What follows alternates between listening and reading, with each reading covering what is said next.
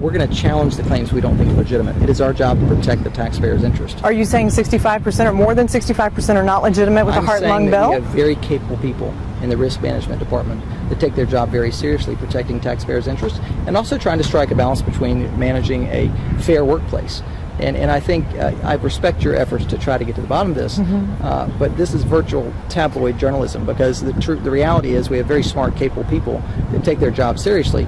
Yes, there are lawyers that make a living pursuing these claims that they've gotten your attention, obviously, but we have a job to do, and that is protect taxpayers' interest and also create a fair workplace. Lawyers representing police and firefighters are making hundreds of thousands of dollars on denied heart and lung cases. In these 5 cases we've reviewed, you have had to reimburse $241,000 to attorneys because the city lost in court. More than a month ago, we asked the city for a total of how much money has been spent on legal fees. We are still waiting for the answer. But those numbers are not the only ones we've been waiting for. I know that we've had trouble getting some information about how much fraud has been caught. $800,000 spent on surveillance in 5 years, but why can't we find out how much fraud has been caught? Let me tell you, there are HIPAA laws that keep us from disclosing any kind of medical records, as you know, and as you should respect. So we're going to comply with the law. Stop. In no case did we ask for medical records, so we are not asking for anything that would violate HIPAA. Let's continue. But I'm not asking for medical records. I'm asking for how much fraud has been caught. I think what we do is we take seriously the notion of trying to find folks that are gaming the system.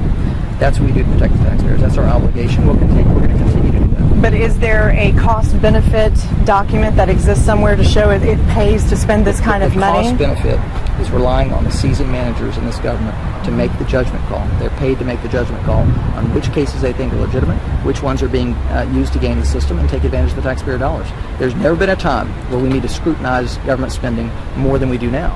And this is an area where we think we can capture savings if the system's not being respected and managed properly. How much savings then?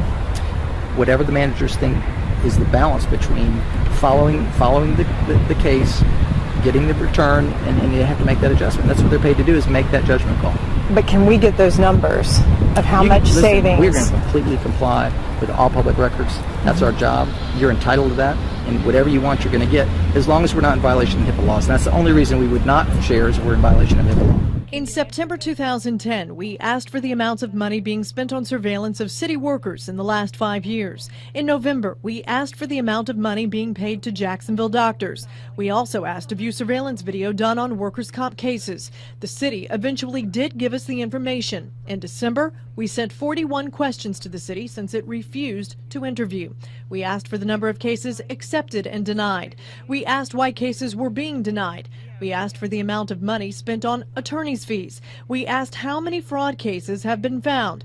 We asked about the doctors the city was using. And we asked why the city was sending injured workers to out-of-county doctors. The city provided 13 answers. The rest, it said, was protected information, or we would have to pay $362,000 for the information. In January 2011, we asked for more detailed answers to the number of cases handled. We asked for more information on the amount of money paid to attorneys.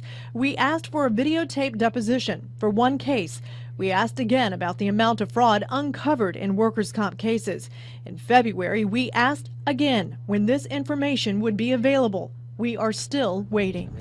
Can you answer, though, fraud has been caught? I'm not asking for medical records. Has fraud been caught? I can promise you that we have caught fraud in our efforts over time. But we don't know how much. Or you're not willing to tell us how much? First of all, you're grabbing me in a parking lot. Because we asked for interviews on November 15th and 16th, December 1st, February 3rd, February 10th, February 17th, and February 23rd. All were denied.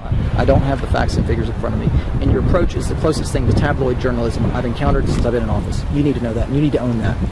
Okay, I've tried for weeks to get an interview. Well, then maybe you're not effective. Then maybe you're not effective, because we have sunshine laws that we comply with, and we share information all day, every day.